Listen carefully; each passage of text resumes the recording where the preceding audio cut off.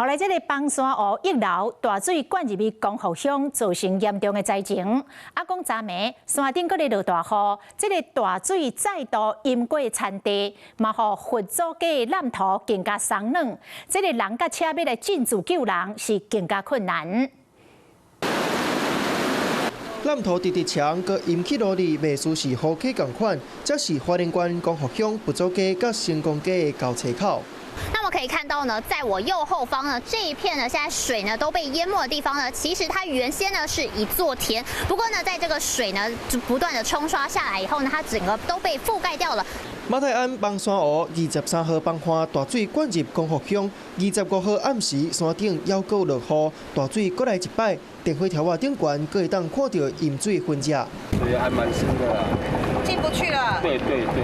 南投变甲愈来愈冷，增加救援困难度。不过进前搜救队入去灾区，敢若有找到3具遗体。26号上新救援策略，各县市消防分区以全范围超吹到爆发边。亚南地区3条主要道路，包括佛祖街等，爱先确认水流源头，先停水，避免淹了又搁淹，造成无效的救援。另外，针对更较冷的南投，东基区就会即批开路，消防人员甲志工团体会夜刷跳土瓦救援。若是主体 门口淹水较严重，买派机具来倒3工。那个水位有没有？我前轮已经快淹没了，那个挖土机在挖前面嘛。我们等一下可能会用吊挂的吧。